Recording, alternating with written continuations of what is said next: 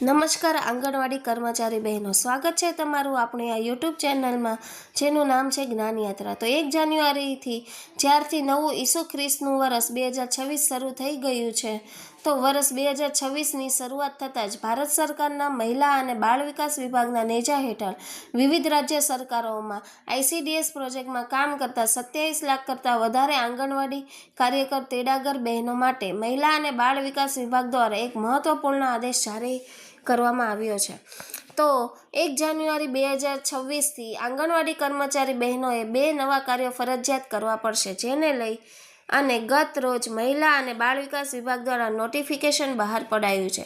તો જાણીશું આજના વિડીયોમાં આપણે વિગતવાર કે એક બાજુ જ્યારે આ કર્મચારી બહેનો છેલ્લા 2 દાયકાથી પોતાની મુખ્ય માંગણી જેવી કે માનદ વેતનમાં વધારો, રાજ્ય સરકારના કર્મચારી જાહેર કરવા તેમજ વિવિધ ભથ્થાઓ આપવા વગેરેને લઈને લડત લડી રહ્યા છે, ત્યારે કર્મચારીઓના પગાર વધારાને સરકાર સાંભળી રહી નથી, પરંતુ ક્યાંક ને ક્યાંક સરકાર આ બહેનોની જવાબદારી અને કાર્યો જે છે તે વધારતી હોય તેવું દેખાઈ રહ્યું છે, અને જેના અનુસંધાનમાં 1 જાન્યુઆરી 2026થી જ મહિલા અને બાળ વિકાસ વિભાગ દ્વારા આંગણવાડી બહેનો માટે 2 નવા કાર્યો કરવા પડશે તેવો આદેશ જારી કરી દેવામાં આવ્યો છે। તો જાણીશું આજના વિડીયોમાં આપણે આંગણવાડી કર્મચારી બહેનો કે મહિલા અને બાળ વિકાસ વિભાગનો આજે નવો આદેશ છે તે શું છે અને કયા 2 નવા કાર્યો આપણે નવા વર્ષથી કરવા પડશે તેને લઈ અને આજના વિડીયોમાં આપણે વિગતવાર ચર્ચા કરીશું। તો વિડીયોના અંત સુધી આપ બન્યા રહેશો, અને જો આપ કર્મચારી બહેનો અમારી ચેનલમાં નવા સબસ્ક્રાઈબર હોય અને પહેલીવાર વિડીયો જોતા હોય તો ચેનલને સબસ્ક્રાઈબ કરવાનું ભૂલશો નહીં। તો 1 જાન્યુઆરી 2026થી જ્યારે નવું વર્ષ શરૂ થઈ ગયું છે અને નવા વર્ષની શરૂઆતમાં આંગણવાડી બહેનોને આશા હતી કે સરકાર ક્યાંક ને ક્યાંક તેમના પગાર વધારાની થોડી ઘણી વાત કરશે, પરંતુ ફરીથી આ બહેનોને નિરાશા સાંભળી છે। પરંતુ ગત રોજ ભારત સરકારના મહિલા અને બાળ વિકાસ વિભાગ દ્વારા એક નવો આદેશ જારી કરી દેવામાં આવ્યો છે, જેમાં 1 જાન્યુઆરી 2026થી આંગણવાડી બહેનોએ આ બેંક નવા કાર્યો ફરજિયાત કરવા પડશે। તો આ નવા આદેશો હેઠળ આંગણવાડી બહેનો હવે તેમની નિયમિત ફરજો ઉપરાંત 2 મહત્વપૂર્ણ જવાબદારીઓ પણ તેમને નિભાવવી પડશે। બાળકોના સારા ભવિષ્યની ખાતરી કરવા અને પોષણ અભિયાનને ડિજિટલી મજબૂત બનાવવા માટે આ પગલું ભારત સરકારના મહિલા અને બાળ વિકાસ વિભાગના ICDS વિભાગ દ્વારા લેવામાં આવ્યું છે। વહીવટી તંત્ર જારી કરેલા સૂચનોમાં સ્પષ્ટપણે જણાવ્યું છે કે આ કાર્યમાં બેદરકારી દાખવવા બદલ આંગણવાડી કાર્યકર અને તેડાગર બહેનો સામે કડક કાર્યવાહી થઈ શકે છે। ચાલો હવે આંગણવાડી કાર્યકરને કરવાના 2 નવા કાર્યોની તપાસ કરીએ। તો 1 જાન્યુઆરી 2026થી નવો આંગણવાડી ઓર્ડર મુખ્ય મુદ્દાની વાત કરીએ તો સરકાર દ્વારા જારી કરાયેલી સત્તાવાર માહિતી અનુસાર આંગણવાડી કેન્દ્રો હવે સંપૂર્ણપણે આધુનિક બનવાની તૈયારીમાં છે। સરકારની ડિજિટલ આંગણવાડી કેન્દ્રોની જે પહેલ છે તે અંતર્ગત હવે તમામ આંગણવાડી કેન્દ્રોને સંપૂર્ણપણે આધુનિક ટેકનોલોજીથી સજ્જ કરવામાં આવ્યા છે। આ નિયમો 1 જાન્યુઆરી 2026થી અમલમાં આવશે। તેનો મુખ્ય હેતુ પારદર્શિતા અને સચોટ ડેટા સુનિશ્ચિત કરવાનો છે।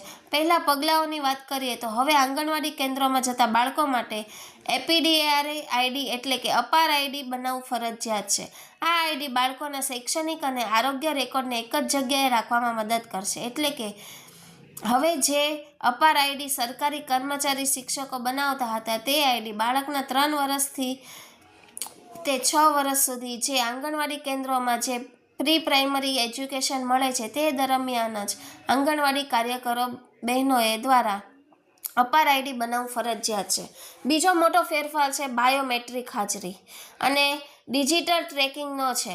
હવે દરેક લાભાર્થીનો સંપૂર્ણ હિસાબ ડિજિટલ રીતે કરવામાં આવશે, જેનાથી ભ્રષ્ટાચારનો કોઈ પણ અવકાશ દૂર થશે। તો આંગણવાડીની વાત કરીએ, નવા જે 2 ફેરફારો છે તેની એક ઝાંખી યોજનાનું નામ છે આંગણવાડી નવા કાર્યો નિયમો 2026 અમલની તારીખ છે 1 જાન્યુઆરી 2026। મુખ્ય કાર્ય એક તો બાળકો માટે અપાર ID જનરેટ કરવું અને 2 મુખ્ય કાર્ય 2 તો ડિજિટલ ટ્રેકિંગ અને બાયોમેટ્રિક્સ રેકોર્ડ। લાભાર્થીની સંખ્યાની વાત કરીએ તો દેશભરના 0 થી 6 વર્ષના બાળકો અને ગર્ભવતી સ્ત્રીઓ વિભાગ મહિલા અને બાળ વિકાસ વિભાગના મંત્રાલય દ્વારા ICDS પ્રોજેક્ટ, જે પોષણ અને શિક્ષણનું ડિજિટલ મોનિટરિંગ અને રાજ્ય સમગ્ર ભારતમાં તબક્કાવાર તેને જાહેરાત કરવામાં આવશે. આંગણવાડી બહેનો માટે 2 નવા ફરજિયાત કાર્યો.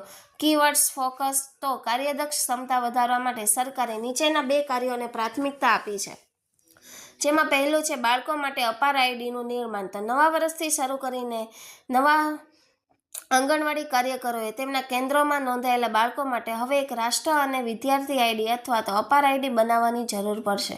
આ આઈડી બાળકના ભવિષ્ય માટે મહત્વપૂર્ણ છે, કારણ કે તેમાં તેમનું આરોગ્ય સહિત શૈક્ષણિક લાયકાતનો તમામ ડેટા રહેશે.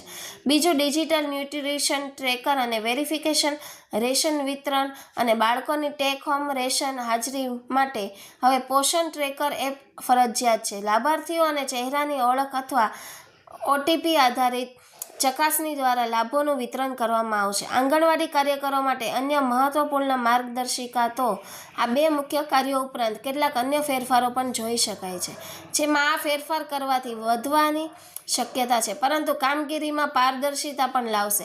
સરકારી આંગણવાડી કાર્યકરોને વારા બાદ વધારો કરવાની માંગ કરી છે. કર્મચારીઓ જેના પર સરકાર વિચાર કરી રહી છે. તો આગળની વર્ગની કરીએ તો આ ફેરફારો 1 જાન્યુઆરી 2026થી અમલમાં આવશે. ડિજિટલ ઇન્ડિયા તરફની આ એક મોટું પગલું છે. આંગણવાડી કાર્યકરોએ આ નવા કાર્યો માટે વિશેષ તાલીમ પણ મેળવવી મળશે, જેથી તેઓ તેમની તકનીકી મુશ્કેલીઓનો સામનો ન કરે. આ નિયમોના અમલીકરણથી બાળકો સરકારી યોજનાના સીધા લાભો અને સચોટ રીતે માહિતી મેળવી શકશે. બધા આંગણવાડી કાર્યકરોને સલાહ આપવામાં આવી છે કે તેમના વિભાગના સત્તાવાર પોર્ટલની મુલાકાત લઈ અને વિગતવાર માર્ગદર્શિકા ચકાસે. આમ, આંગણવાડી કેન્દ્રના બહેનો અને કાર્યકર બહેનોને 1 જાન્યુઆરી 2026થી 2 નવા કાર્યો સોંપવામાં આવ્યા છે. જય ભારત, જય હિન્દ, અસ્તુ.